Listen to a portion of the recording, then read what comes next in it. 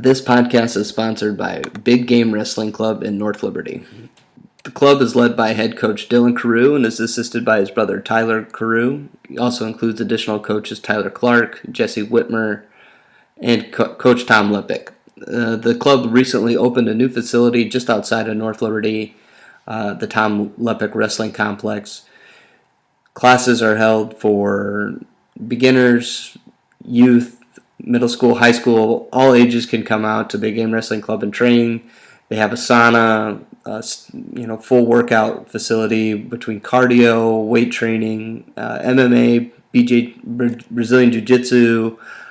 They really got it all out there at Big Game. So if you want more information, you can search Big Game Wrestling Club on Facebook or at Big Game WR on Twitter and Instagram. You can also email Coach Carew at dcarew103@yahoo.com. This podcast is sponsored by Prime Movement. Prime Movement is for people who want to return to training after an injury, learn how to manage musculoskeletal issues while training, or who want to begin training but are not sure how to get started. They provide a whole systems approach to care. You can work one-on-one for an hour with their clinicians to determine an individualized treatment plan that will get to the root cause of your pain or dysfunction, and then apply principles of both physical therapy and strength conditioning to build a stronger system to keep your issues from returning.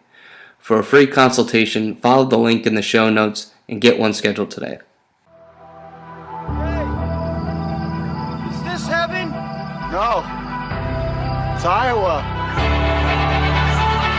From high school to international wrestling, on the mat and beyond, this is the Potentially Dangerous podcast with the guys from IA Wrestle. If you're a fighter, you like a fight. If you're an American, you like a fight. If you're an Iowa Hawkeye, you know you're going to get a fight. Subscribe to our podcast on iTunes and all your podcast-friendly apps. And follow us on social media platforms at IA Wrestle. Time to strap it up and get to the show.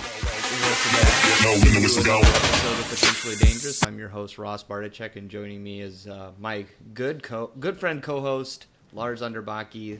Lars, we had a crazy weekend of wrestling. How you doing?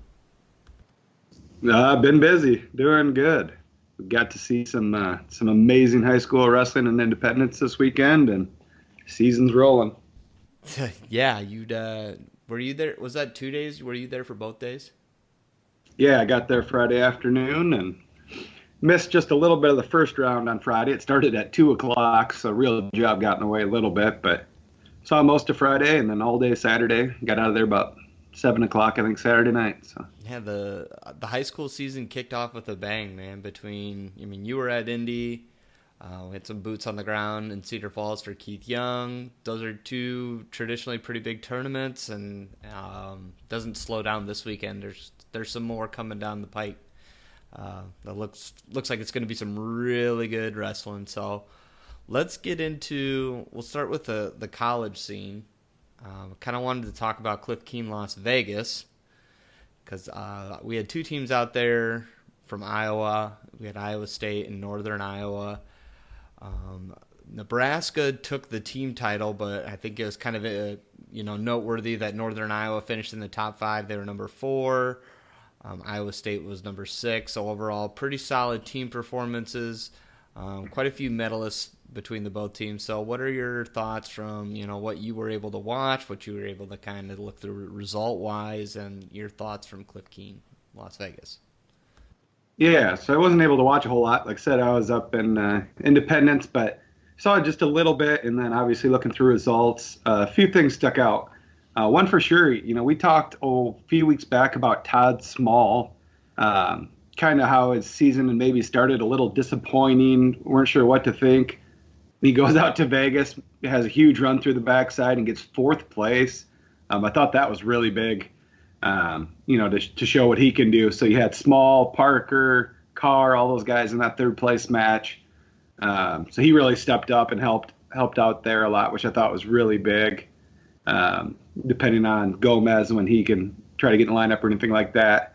And then Bryce Dyer, I thought was a huge one for you and I. I would have liked to seen him win that finals match. He lost 3-1 sudden victory, but it's still a great tournament. Reaching the finals. Along with Lujan had a good tournament. Michael Blockus had a good tournament. So he draws Chad Red, who had tech falled him in the duel. pulls him first round, gets put on his back immediately, but then battled, pretty hard from there on out. Even in that match, had a good run through the backside. Beat some really good kids. He beat Treek Wilson, Matten from Michigan. I feel like I'm missing somebody else big to come back in place. So, really big tournament for Blockus as well. Big bounce back to me after that, tough duel against Nebraska.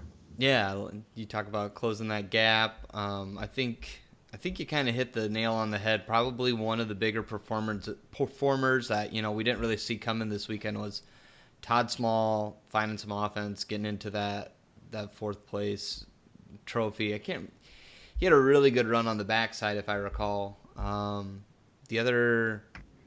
There was another one that we talked about, like Marcus Coleman. We talked about this season how he's going to be taking a step forward. He's probably going to get some wins that he wasn't expected to get, and then he'll probably still take some lumps though. He's kind of a guy coming into his own this year, and he beat Minnesota's Devin Skatska.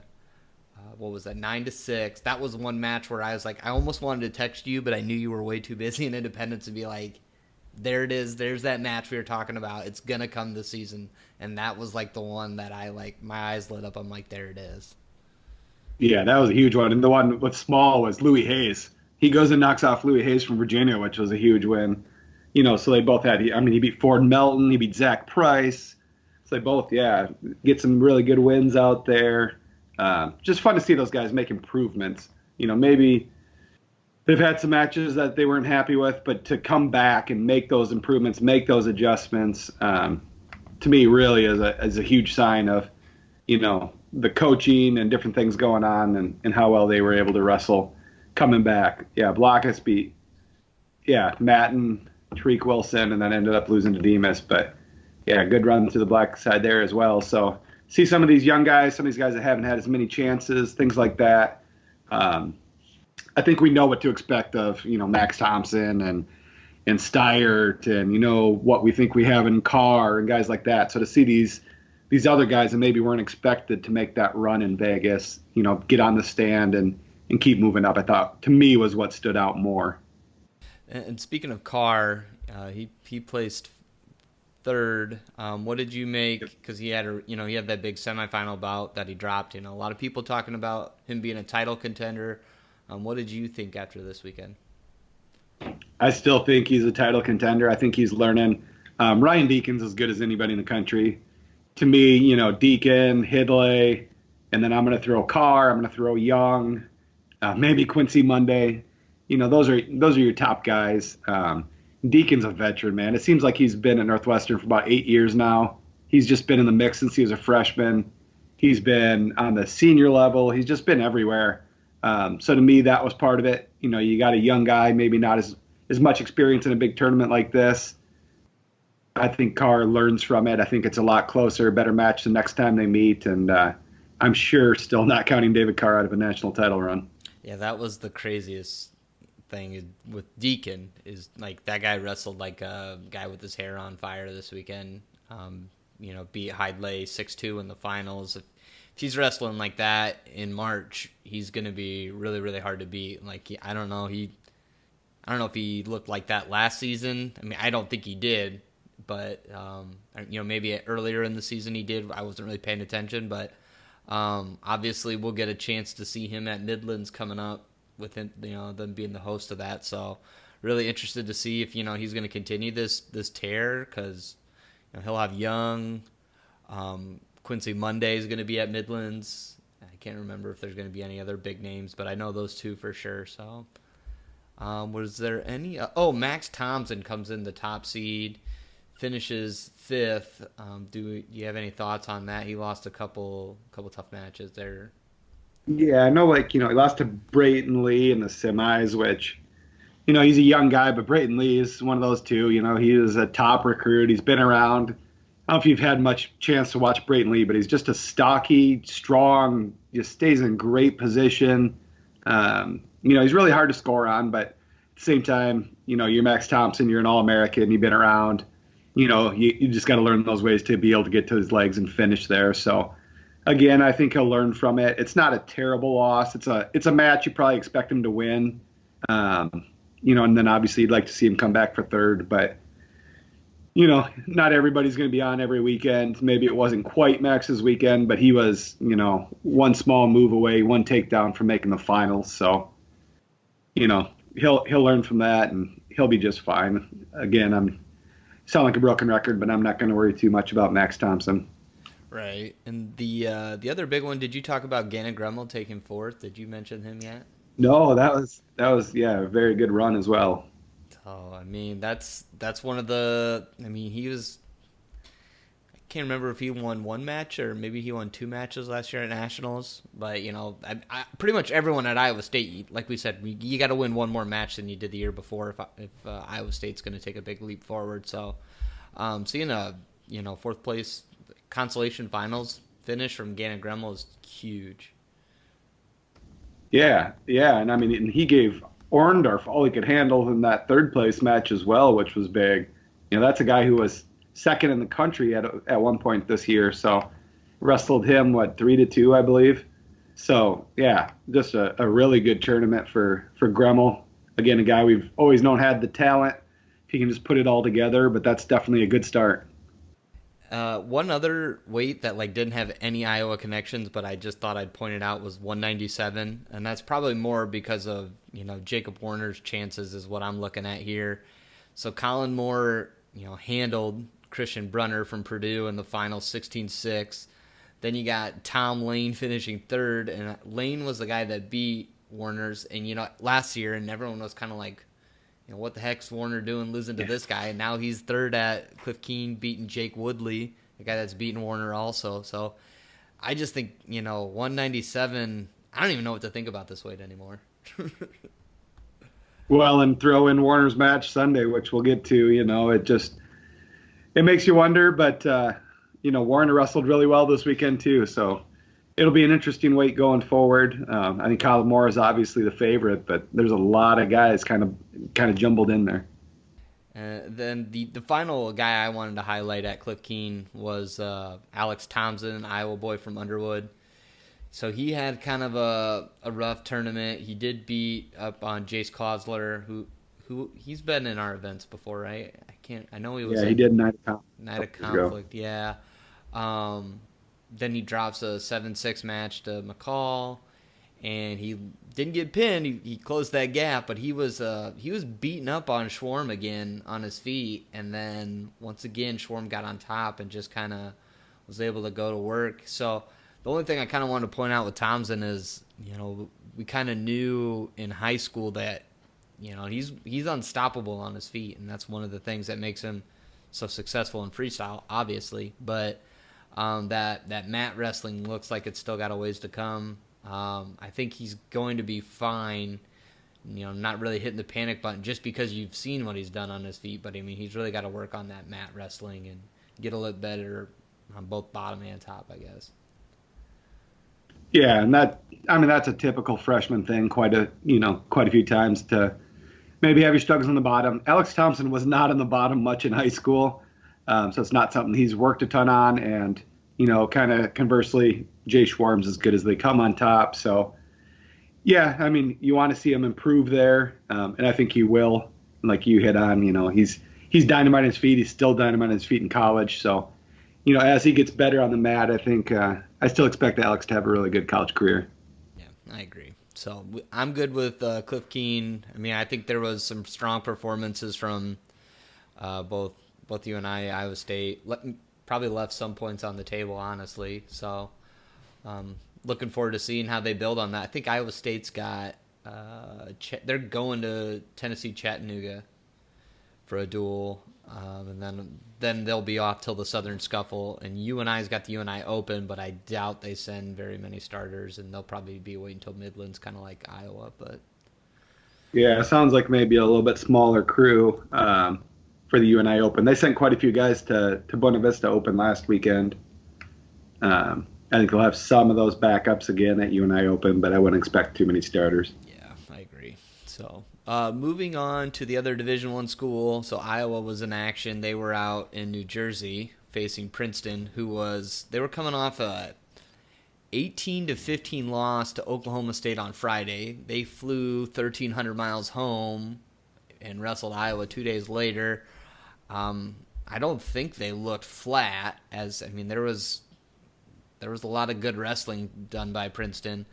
And then the other key note coming into that duel was, of course, Iowa was out without Spencer Lee, who I don't think Iowa's confirmed it. Anyone's come out and said it officially, but pretty big assumption is that he's getting ready for the U.S. Senior Nationals taking place in Texas in a week and a half or so. So, what was the 30-9 duel victory? Lars, did you get a chance to watch any of this? And I did. I actually was able to watch it on TV on NBC Sports.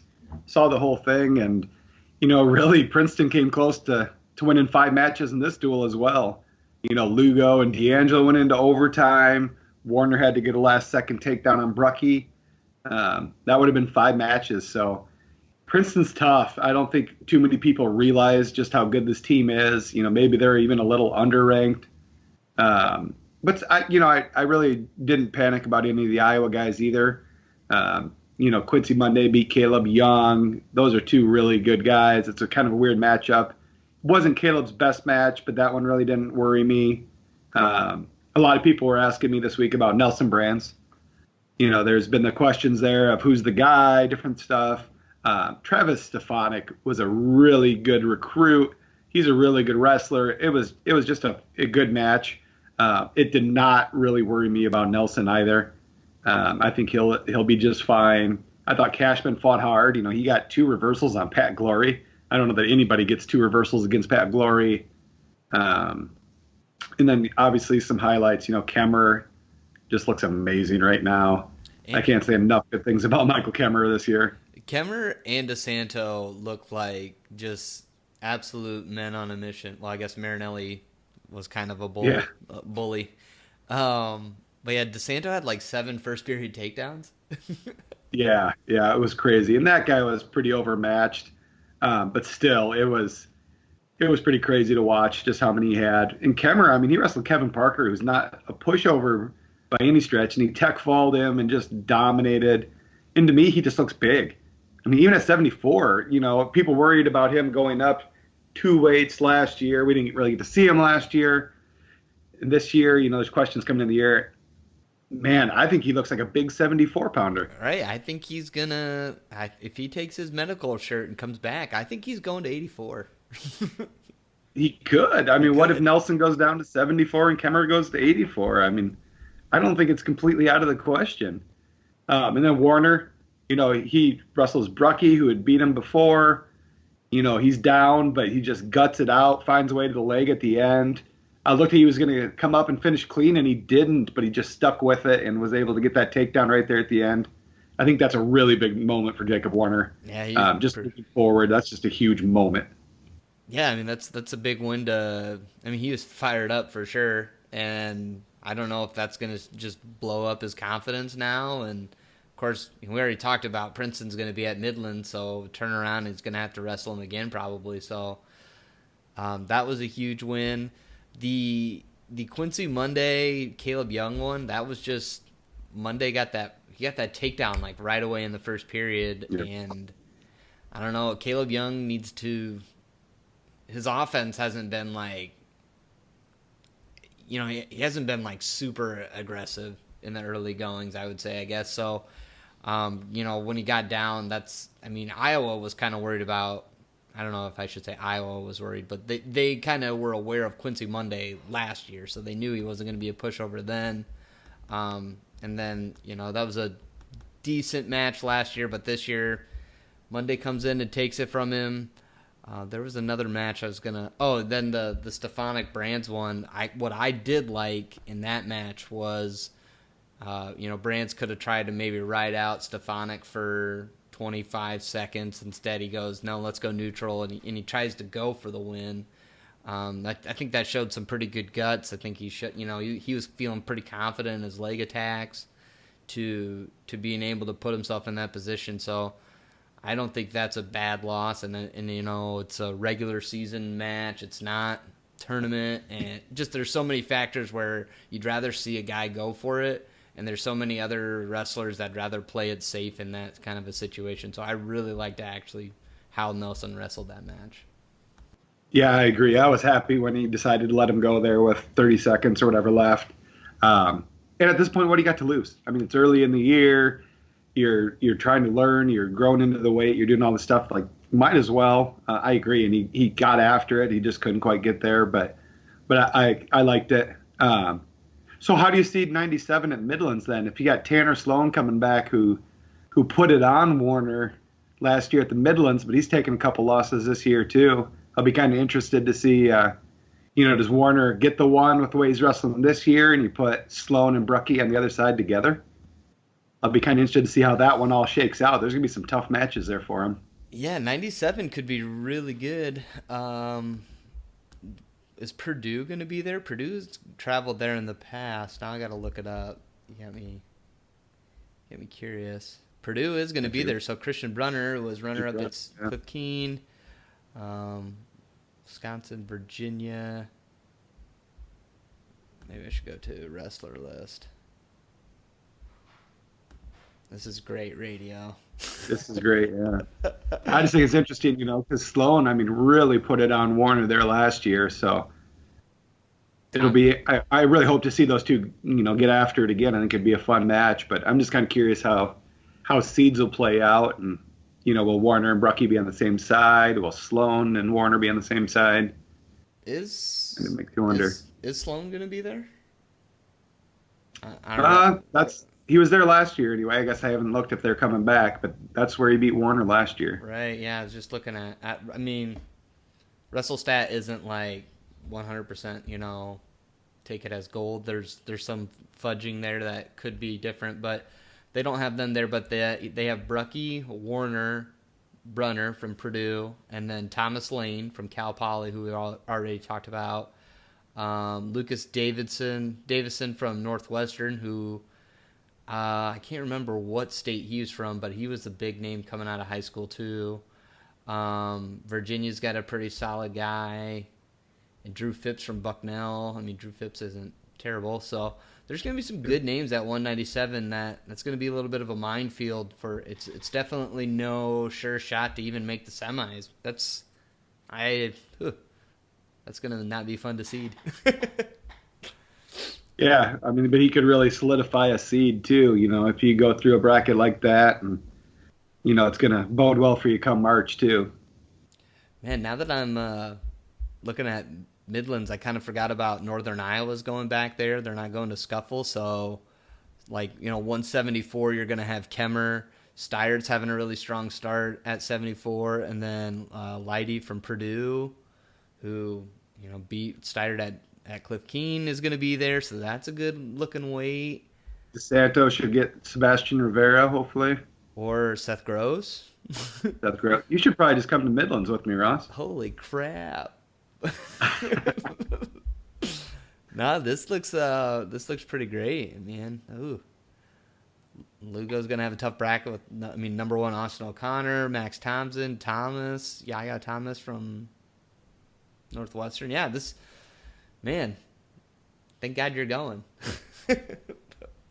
Somebody's got to do it. I'll take the bullet on that one. Yeah, that's Midlands. It's always the same time every year, but it's always so difficult to navigate with family Christmases and year end with work. It's a bananas. It's you got to get lucky, win the lottery. I feel like so. Thank God you did. So that's what I got for the Hawkeyes. I think I mentioned it. They're off till Midlands. So did you have any other thoughts from the duel that I might have skipped over? No, I don't think so. I thought it was a pretty solid weekend, really, for all three programs. Moving in the right direction, and now we'll see at the Scuffle in Midlands. It'll be another step up in competition. 100% great performances. Moving over to the high school scene then. We can look at the Keith Young real quick because I did not get a chance to watch any of it, even though we did stream it, kind of doing other things that day. But I kind of was checking in on it. There were, some interesting results. I know Bosco, they didn't have a lot of their guys who were just coming off that football state championship run there. So it wasn't as strong of a field as we could have seen, especially from that. But there were some really good performances. you're the high school guy that probably knows a lot better than I do, so I'm going to let you take the wheel here. All right. Yeah, I mean, it was a little disappointing. There's a few schools that didn't take, Union had half a team, Bosco had half a team, different things, but still some great matches. I know one that stood out. We were waiting to see Ryder Block against some of the top guys at 106. We knew that he was a just dynamite freshman. All he does is goes out and beats number one Boren from Bettendorf in the finals. So big win for Ryder Block. I know, somebody posted it was an upset win. Obviously, it's an upset when you beat number one, but at the same time, Ryder Block's the real deal. He's going to be right there till the end of the year. So not unexpected. Mild upset. What's that? Not unexpected. Not definitely unexpected. saw it. Saw it maybe an upset, but not unexpected. Yeah. Same thing. Waverly 1-2 punch. Bailey Roybal, recently committed to South Dakota State. Place winner last year. He goes out and beats Jace Rhodes in the finals. Rhodes was a state runner-up last year, so a really nice win there for him. Garrett Funk at 120 is a guy to keep an eye on for Don Bosco. Super, super talented kid. It's a really good weight in 1A, so I feel like Funk's kind of lost in that shuffle.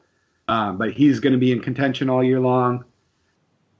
The return of Colin Shriver obviously was cool. Looked healthy, looked really good. Won a really good weight. Aiden Evans, Grant Harbor, Michael McClellan. I mean, there's some really good kids there. Hunter Worthen got 5th. He's ranked. So really good to see Colin back, looking to be at full strength. Aiden Riggins, this guy's a man. Again, we'll see this way.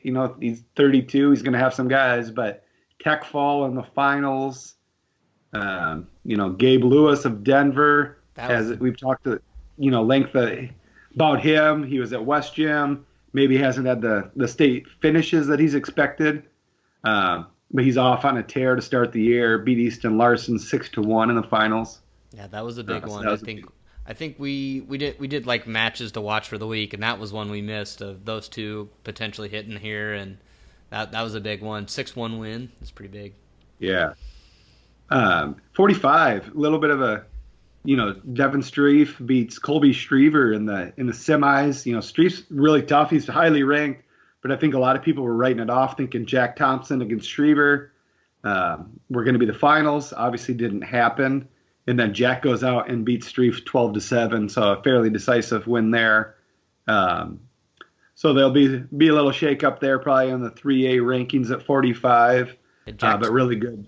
Good win for Jack Thompson. OW. Yeah, for sure. So big weekend for Jack there. Corbin Yant, Yant beats Ranavardi in the semis, which was a really nice win. Then does, get beat by Corbin, but just a good bracket. We see Carter Profit at Waverly. I think there was questions if he was going to be wrestling right away to start the year. He has actually, I think, left off our rankings because we were told he wouldn't start the year, but he does show up. He wrestles Keith Young, gets second to Adam Aronson, who's a Fargo finalist. So good to see Profit out there. Nothing else too crazy. Braden Wolf continues his big week. Beats Wyatt Volker on Thursday. We haven't talked about that one yet, but beats, number 1 and 2A Wyatt Volker, and then goes and wins the Keith Young in 95. So really big week for Braden Wolf. And then the other big one, somewhat of an upset there is Maddox. I think it's Borshadine Johnson, something like that, from Norwalk. I believe this kid's a freshman. Goes and beats number 4 Dawson Sweet of Jefferson in the semis. So really big win for him. Kind of put his name right there on the map. You don't see too many freshman heavyweights that are ready to compete at that level. So I thought that was a really big deal. He lost to Vice in the finals, which, that's a D1 wrestler. No big deal there. But to beat Street, I think that's a really big start to his year. So that one really stood out as well. Yeah, and then Waverly, Jake Walker, another game we're probably going to watch in that freshman class, took third at 195. Thought that was another one.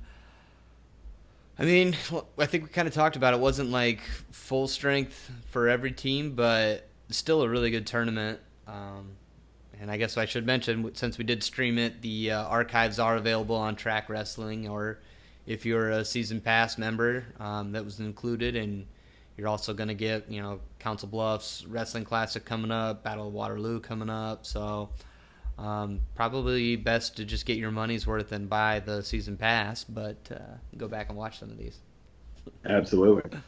So that was Keith Young, and now we'll move over to the monster tournament, the 2-day tournament that is the Cliff Keen Independence Invitational.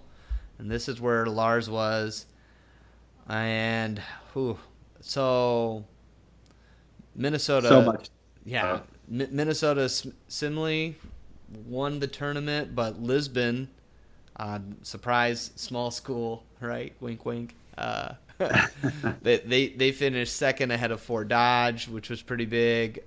Christian Brothers Academy was fourth. Ankeny and Linmar tied to round out the top 5 for teams. But there is a lot to talk about. We can start at the top if that works for you. And just, as much as whatever you want to talk, what shook out here, man? Okay. I would have started with Apple. We'll go 106. Let's do it. Okay. Our boy B.O.B., Brandon O'Brien, comes in, has a really good tournament. He appears to have, grown a little bit again. So he's, full-fledged 106 now. He looks really good. Had a really good tournament. This Cash Raymond of Simley is an 8th grader. So they got second and third at 106. And the guy who got third is ranked, I believe, third in Minnesota right now. And this 8th grader beat him out for a spot. So they actually showed up, and the other guy was their point scorer. They met each other in the semis, and then he gave O'Brien absolutely everything he wanted in the finals. Has to go to an ultimate tiebreaker to win. The other thing that stands out is, I was really looking forward to O'Brien and Quincy Happel wrestling in the semis. I thought that was going to be a really good match, but O'Brien really just controlled it start to finish. Quincy bounced back, finished 5th. Had a solid weekend, but I was kind of surprised at just how bad O'Brien did beat him. And if you want to know how good of a bracket this is, Grant Odell came in number 2 in the state in 3A, finishes 7th. So that was kind of an eye-opener. And then Blake Giomo from Cedar Rapids Prairie there is another freshman to watch who could easily find his way into this, this next set of rankings here as well. So just a really good way and a huge win for Brandon O'Brien. Yeah, I don't think. You were plugged in. You had everything figured out here on what to talk about. So I think that's kind of what those were my takeaways. I did see that. I was looking at your preview, and then I was looking at who made the gold bracket, and I was like, wait a minute, this guy's not the ranked guy from Simley. And then I was like, oh wait, there's 2 guys. I was like, holy crap! Yeah. So they're both good, but that 8th grader he's going to be something pretty special. Oh, so the 106 bracket was crazy, but 113 was pretty bananas too. Yeah, 13 was a ton of fun. Same kind of 3 guys at the top of the bracket here as last year. Last year, Fausick beats Anderson in the semis, then loses to Blaine Frazier in the finals. Obviously, both of those got flipped. Anderson beat Fausick later in the year at Battle of Waterloo, and then Fausick beat Frazier at the state tournament. So we knew it was going to be fun again. This time, Anderson beats Frazier in the semis. Fausick had a really good win over Reed Nelson of Simley. And then just an incredible finals match. We got this one up on the site. So Anderson was looking great, really was in control. Fausick came battling back at the end, ties it up late with the takedown, and then is able to get another takedown and sudden victory. So huge win for Fausick, really impressive bracket here. And then Lane Cowell over Cade Seabrecht in the 5th place match was another really good, couple really good guys there as well. So, again, and there's just so many great kids, so many great brackets here. But, I thought that was actually one of the better matches of the weekend was Fausick over Anderson. I agree. I was blown away by those 2. You talk about this sophomore class a lot, and those 2 are 2 prime examples of why we think it's so good. So I agree. That was a really fun bracket. That was a really fun finals match. So yeah. Want to move on to 120? What can you tell me about 120? Drake Ayala is a man. Drake Ayala. he this guy's just so good. He actually Vincent Robinson finished third from Marian Catholic's a freshman. Had a decent match with Drake in the semis. But other than that, I mean, he just ran through everybody. He gets a fall here in the finals. He's just so good. I'm just waiting to see where he commits. That was a lot of talk this weekend too of which way is Drake going to go. People are asking, trying to figure out what's going on. But yeah, he was never really in doubt here. But again, really good. You want to talk about freshmen that can make an impact this year? There's a couple of them right here at this weight. Brandon Paez from Lisbon is going to be really good. I got a chance to watch him last Tuesday, watch him again over the weekend. He finishes fourth behind three really good guys. And then Nick Fox from Osage is another one to watch. He made a really good run on the front side, beats Kegley. Kegley comes back and beats him for fifth. But that's your number 2 guy in 3A, Austin Kegley getting 5th place in this bracket, if that tells you anything. JT O'Rourke from Smithville is really highly ranked. And he ends up 8th here, losing to a bunch of Iowa guys. So those 2 freshmen are definitely going to be guys to keep an eye on. But 120 is just Drake Ayala's world. I don't see too many people in the country that I would pick over this guy. No, we're just living in it, man. Right. What did I think? I think I saw Track Wrestling posted something that he's been in contact with like 7 schools, which is pretty in line with what we've kind of discussed with him so far. Ohio State, Michigan, the 3 Iowa schools, North Carolina. I don't know if I'm missing somebody else. Who that 7th school would be? Minnesota, maybe. Yeah, it could be. I don't remember for sure, but there's a lot of chatter thinking that he's getting close, that he's been narrowing it down. But Drake plays it pretty close to the vest, so I don't think anybody knows for sure, and we'll see how that one ends up. Yeah. Well, one Fort Dodge wrestler that did make a college commitment was the 126-pound champion, Carson Taylor, headed to Grandview. That was a nice win for him. What can you tell us about the 126 shakeout? Bryce Park had a great weekend. He's a guy that's been on the radar. He's ranked, but I can't remember exactly what Tony has him. Somewhere lower in 3A. Had just an amazing weekend. He beat DeBlair from Simile, who I believe is ranked number 1 in Minnesota. Isaiah Weber is a defending state runner-up. He's in that sophomore class. He finishes 5th. Takes a couple losses here. Again, a solid bracket. Joe Sullivan's highly ranked. Sam Stevens, Clear Creek. I know he was a guy that we went back and forth with on our 3A rankings. Is he in? Is he out? He's one of those borderline guys.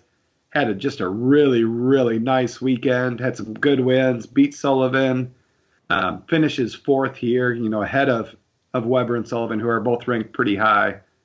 So that one really stood out to me as well. And another name to keep an eye on, he ended up 9th. Had a tough draw. It's hard for freshmen to get seeded very well, but Jace Anderson took a loss on Friday night, so he fell into that silver bracket. He came back for 9th, so I believe 5-1 on the weekend. And Jace Anderson is a guy who's going to make some noise in 3A as well. Yep, that's unsurprising. So, I didn't have any other additional thoughts, so we can move on to 132, where there was, definitely another good finals match, and the top of that bracket looks. There were some pretty interesting results there too. Yeah, I think everybody saw this one coming for the finals of Avila versus Garvin. Definitely the top 2 guys. There's really no question of who is going to be there. Really fun match. Avila is just so quick and explosive. Garvin wrestled him tough. He had a nice takedown and stuff like that as well.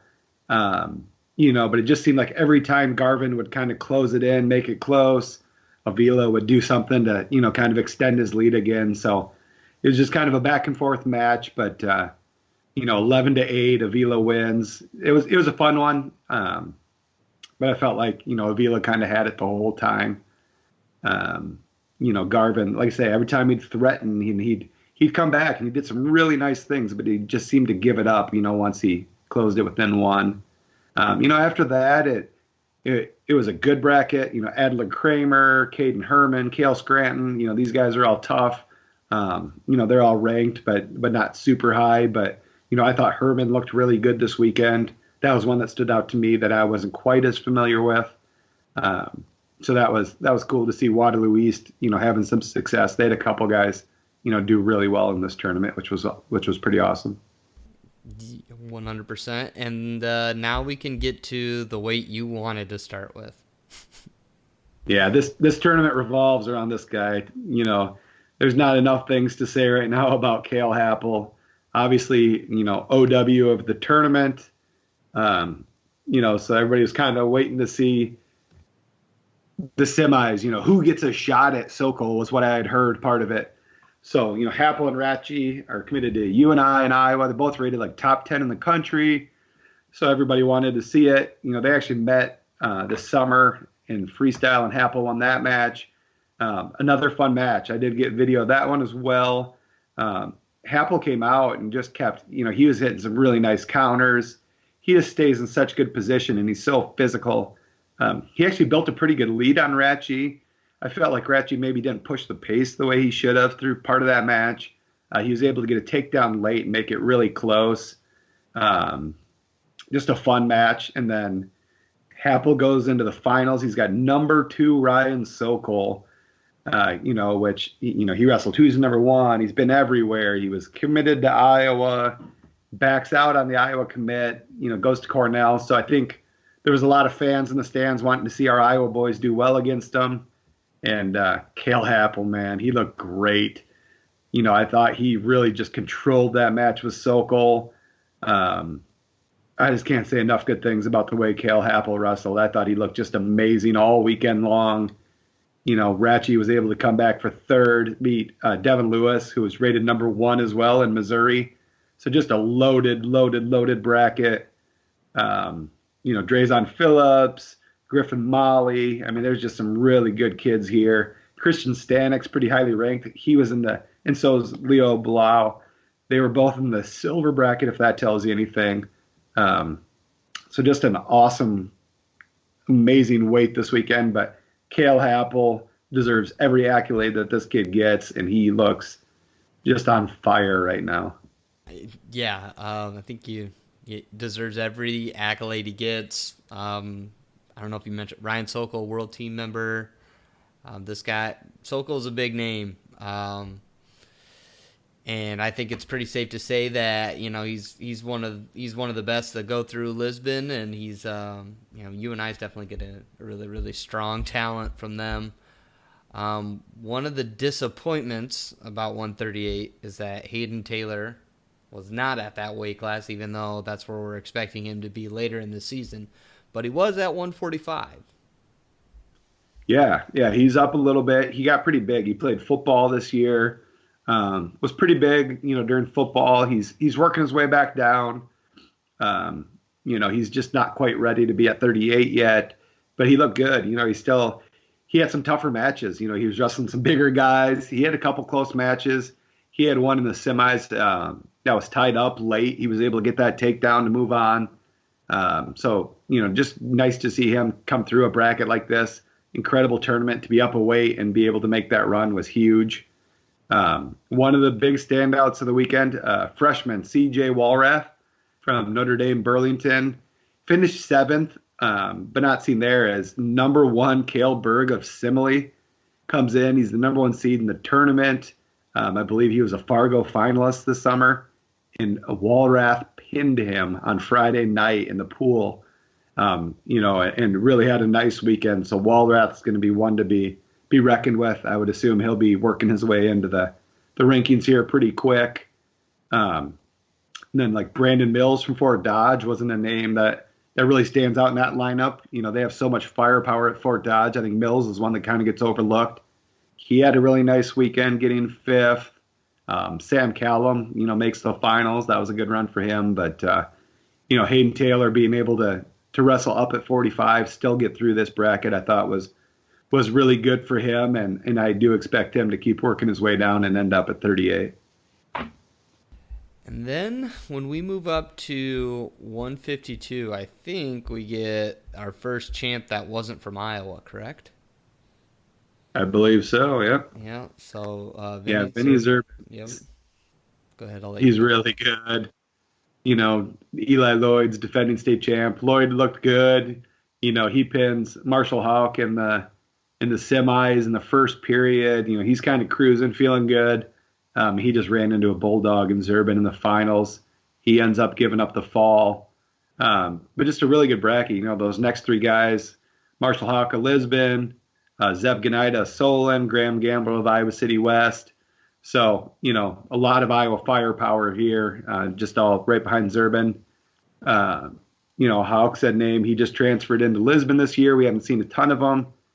He's taken a couple losses to number one Esmoil, number one Lloyd.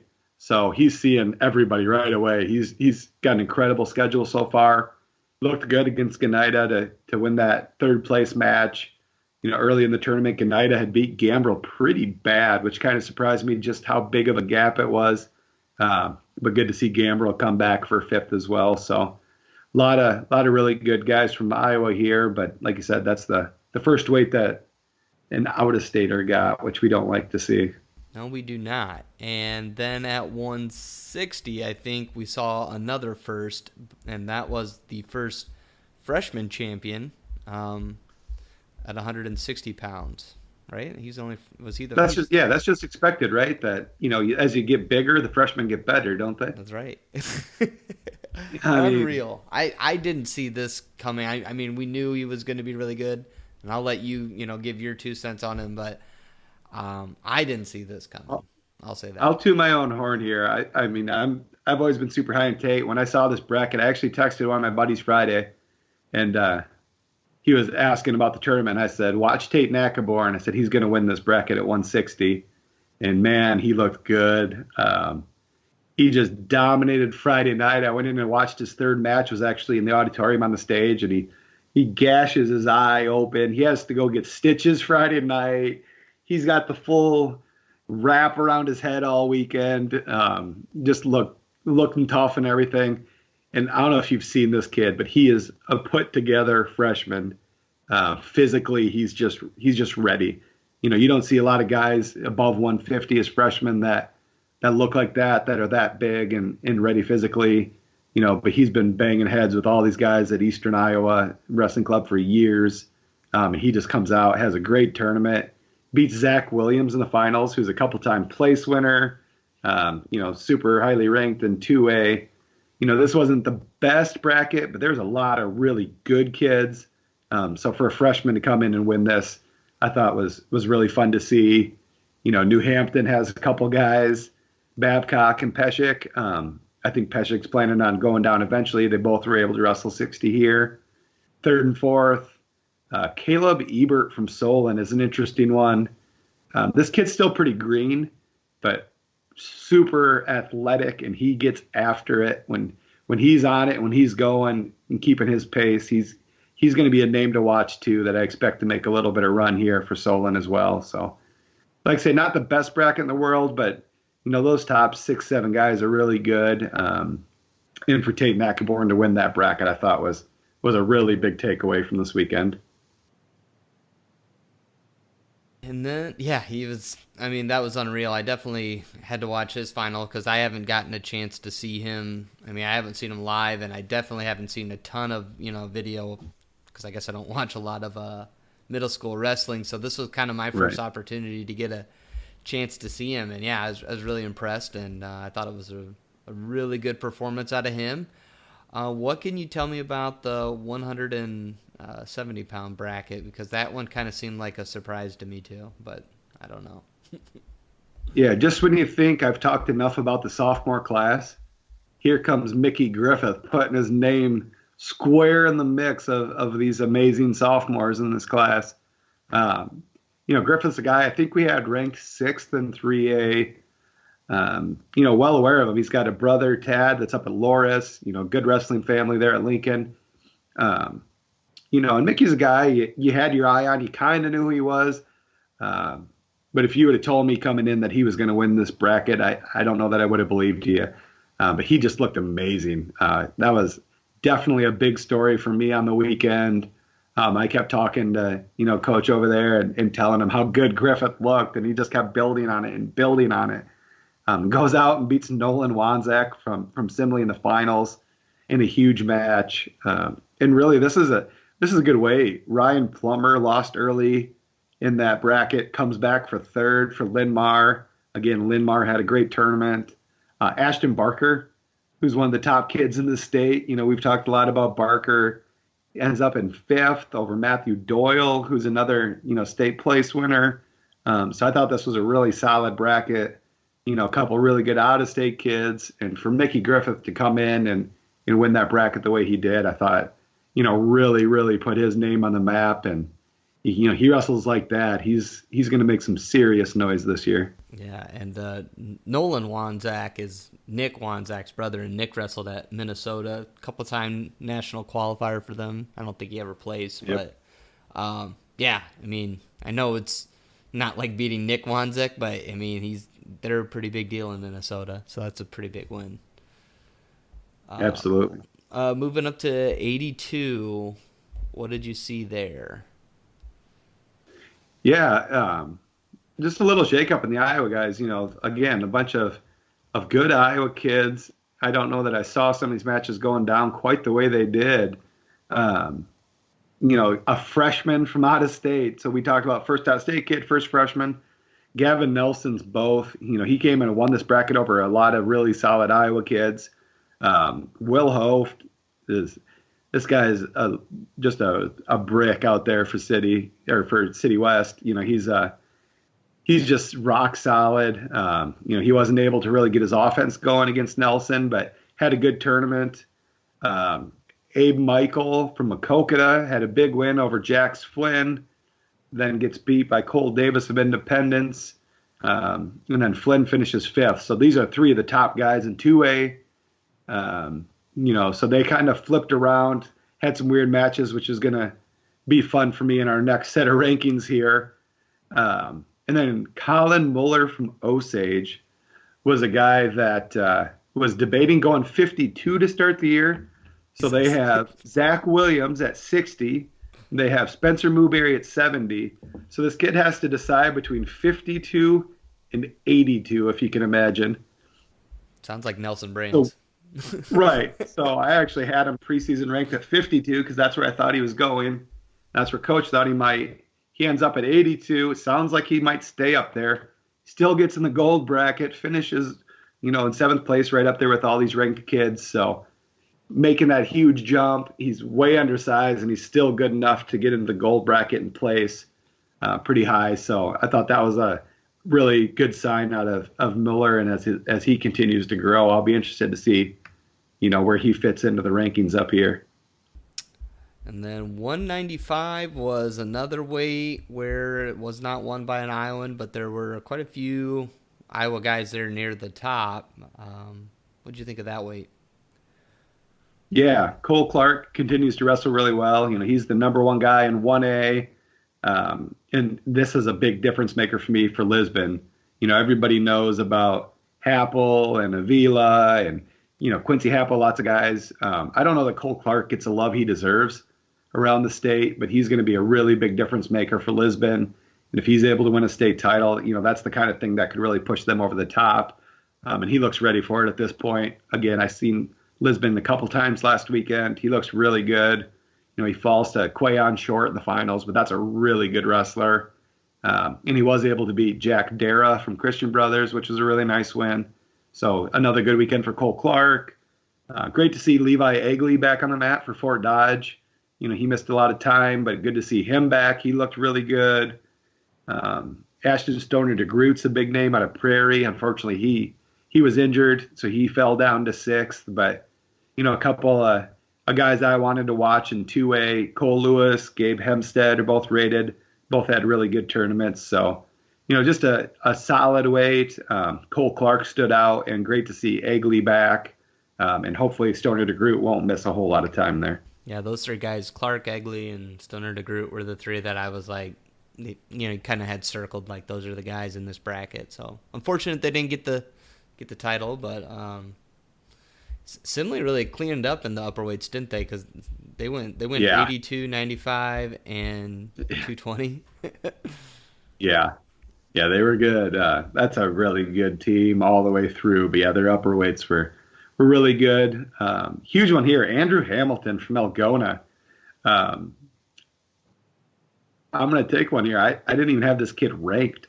I don't believe the other site did as well, or either. So what a tournament. I mean, this kid comes in under the radar. All he does is makes it to the finals, the Independence invite. So huge weekend for Hamilton. I'm sure he's going to find his way in there now. And he finishes over Evan Razanki. So, yeah, Evan Razanki's rated third in 2A. He finishes third, had a really good tournament. Christian Kramer, I believe, was ranked 10th. So for him to come in and get fourth on his home floor there, probably up a weight, that was a good run for him. Trayton Bernicle from Crestwood was a 95-pounder last year. Gotten just huge. There's questions of if he could go heavyweight. He's a really big 220. He's going to keep getting better. So, not the deepest weight in the tournament, but, really Andrew Hamilton here is the big story for me out of Algona. I would assume he's going to go into the rankings at a pretty good spot. So he's definitely one to keep an eye on as the year moves on. All righty. And then let's close it out with the heavyweight boys. Yeah, Taven Rich from a coach. I'm watching him a little bit last year, and it's like, he's a little green. You could tell maybe he doesn't have as much experience as some of these guys, but man, he's a big dude, and he's really made some big improvements. I got him number 1 in 2A, and he did nothing to make me doubt that at all this weekend. He had a really good tournament. Really just crushed everybody all the way through. Gets a 39-second fall in the finals over Danon Settles, who's ranked in 3A. So Taven Rich, this is going to be a guy to really keep an eye on as the year goes on in 2A. Gavin Mines from Algona had a good tournament. Brant Baltus from Lisbon, another guy that scored a lot of points for them. Just a good solid bracket. Rich was definitely the cream of the crop here at 285. So that was the Independence invite. I'm going to try and give Lars a break after, he's just been crushing it, recapping everything he just saw. So that was that tournament, I think, lived up to the hype, everything we were expecting. If you want to catch finals, Lars he got videotape, jeepers. We recorded some and uploaded matches from 106 to 170. That should be online on our YouTube page, our IA Wrestle. You can go check those out. Lars broke down what are the really good matches. So, at minimum, go watch Avila, Garvin, Anderson, Fausick, Cale Happel versus Rachi or Sokol. Those are huge matches that you probably want to see this early in the season. Looking forward, so that was kind of like a really crazy week, but things keep going. There's still a lot of momentum. We're going to have some more previews coming up. For duels, we got, I think, Lisbon and West Delaware are going to Solon. So, those are 3 top teams. Solon, West Delaware, 2 big 2A teams. Lisbon, obviously, power in 1A. Sounds like West Delaware and Lisbon aren't dueling each other at Solon, so it's not going to be a true tri-meet there, but there's still going to be some really good matches. I think Bosco and Denver's this week, so we'll have something going up just kind of showing you about that. There's a bunch of tournaments. The key one that we'll talk about a little bit more here in a second is the Council Bluffs Wrestling Classic, which our man Tony Hager is going to be streaming on Track Wrestling, so if you haven't, go ahead and probably want to pre-purchase that stream. Like I said, season pass, you're going to get your bang for your buck pretty quick. Any Wrestle, our sister website's already put together a preview. We'll be running the same thing this week, but it's already out there. And this list, you'll be scrolling for days on how many ranked guys from Nebraska, Kansas, Missouri, Iowa. I mean, there's so many ranked guys. It's kind of ridiculous. But Lars will be on the other half of the state this weekend in Mount Vernon. That looks like a pretty good tournament. Do you have any kind of overall thoughts on what you're expecting to see this Saturday? Yeah, I mean, it's always a solid tournament. You got number 2 Lisbon again. I get a lot of them early in the year. West Liberty will be there. They rank number 8 in 2A right now.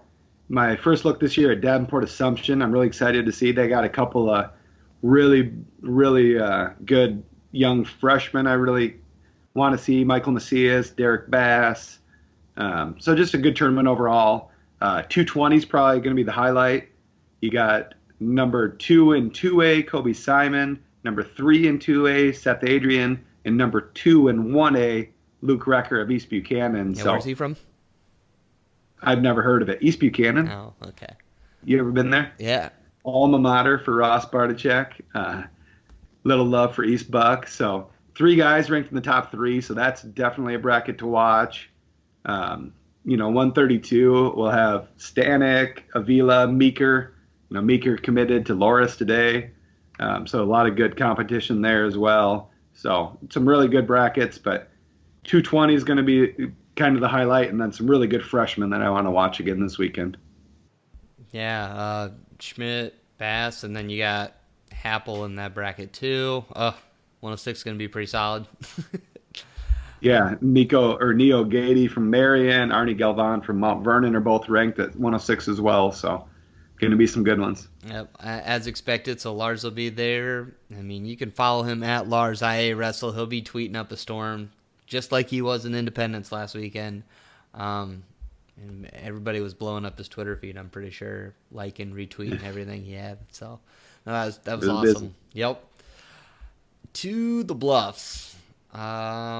Boy, there's a lot of teams even ranked here. So there's a lot I was trying to decide which brackets I was looking forward to, Yeah. and I came out with all of them.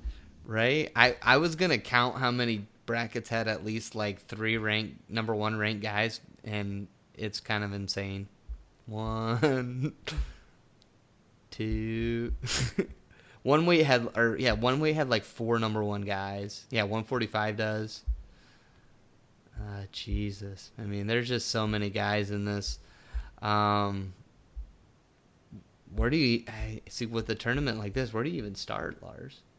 I mean, we probably don't want to go through this weight by weight, but is there anything, I know you said all of them, but is there anything that does stand out? Maybe 120, Drake Ayala and Jeremiah Reno. Yeah, I think 120 is probably the spot you got to start at. We just talked about Drake Ayala. Like I said, I'd probably take him against anybody in the country. But a couple of the other top guys, Jeremiah Reno, Joey Thompson, these guys are as good as anybody as well. Stevie Barnes, we've talked about him a lot, sophomore out of Underwood.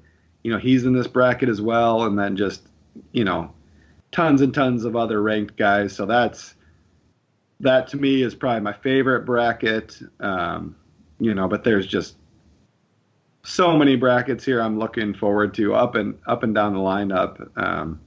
I think 32, is another one. We talked about Hunter Garvin. There's a few other ranked guys here, 2 other number 1s. Dallas Colzer, we just talked about Jace Colzer from Kansas, who wrestled in our event. His brother. I mean, this thing's loaded. 45, you got 4 number 1s. And then you've still got Jack Gaukel, who I think is as good as anybody in the state, is number 2. Logan Ratchie, this is a cousin of Caleb's. He's from Missouri. He's in this bracket. He's ranked number 2. And then you still got Devin Streef, who's number 3, but just beat Colby Schriever last weekend at the Keith Young. So 45 is another one. I think that one's as good as any bracket here as well. So this thing's just incredible. Yeah, it's so deep. It really is just kind of ridiculous. So I would just suggest that people buy the stream if they're not going to go to Council Bluffs. It starts on Friday. I think it starts at 1 p.m. is what I heard. So, you're going to be at work, not wanting to work on a Friday anyway, so you might as well just stream it, kind of have it going on, check out what's happening. So, this is a tournament that gave us Teskey Thompson, right? So Yeah.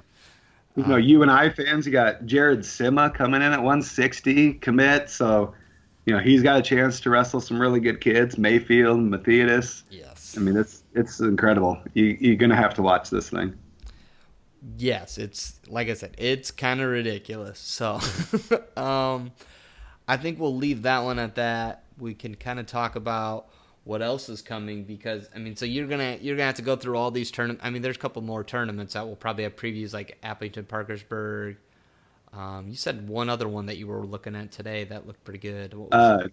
Looking at South Winneshiek's going to have Osage, West Delaware, a few teams there. Let's probably get something together for that one as well. So there's going to be all these tournaments, and then the good news is, wrestling fans, is that Lars, Tony, and Eric got to crunch all of these numbers, look at all these results, and figure out new rankings. And we will have those next week, supposedly, allegedly. Should be out next week. And, all I got to do is go through all the results from Saturday while taking my kid to a wrestling tournament all day on Sunday, right? So I'll have all kinds of time.